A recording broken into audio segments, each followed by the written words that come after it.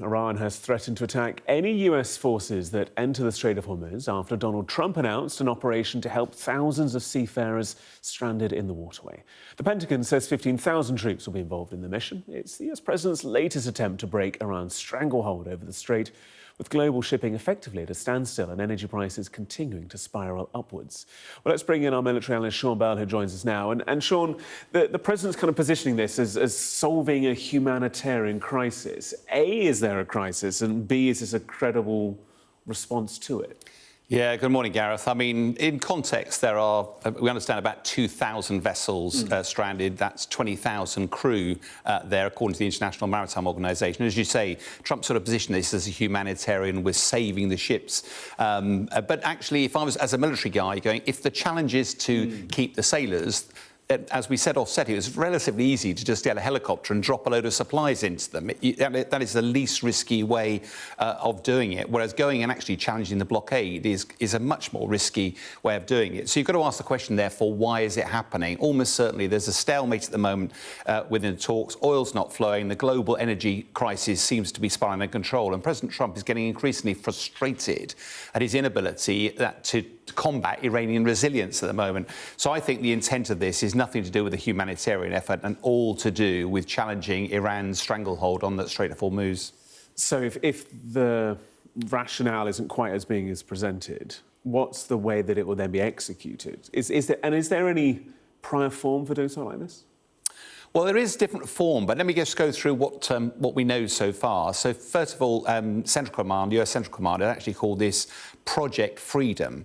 Now, what's in a word? It's not Operation Freedom, Operation Epic Fury. This is Project Freedom. In other words, it's got a different flavour to it just by the name. What assets has it got available? Well, they've said guided missile destroyers, over 100 aircraft, unmanned air vehicles, and 15,000 troops. So then you start to look as a military guy, what are the threats and what are you going to use to match those threats? Well, the fast patrol boats, which the Iranians have been using, that's the thing that's caused the most issue most recently. If you remember, they're called the Mosquito Fleet, with the small boats running around, and you can see a few of them that have been terrorising.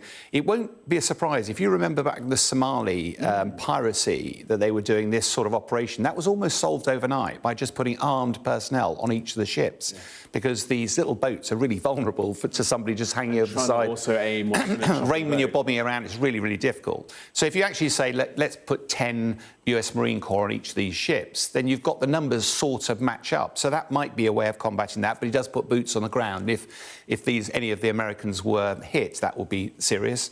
The anti-ship missiles, some of which have been provided by China, Mark III, very capable missiles, but that's what you'd use the military destroyers for. And also, you'd be watching to see where these were launched from, and the fighter jets would have a go at that.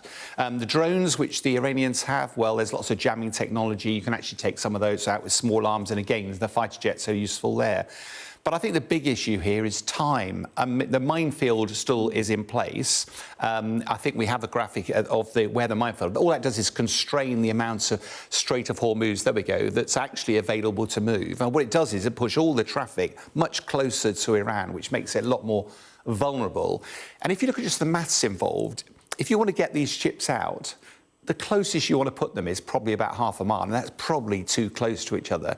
If you work on the average speed of about 12 knots for these big vessels, allowing for the manoeuvre, you can get 500 through a day. So it's 4 days' worth of a continuous flow. That is a massive military operation. And in context, America has to ensure the security of all 2,000. Iran only has to get attack on 1.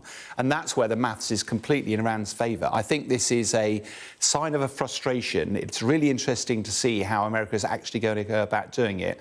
But if it's all about the challenging of the blockade, it's going to put a lot of ships in potentially harm's way.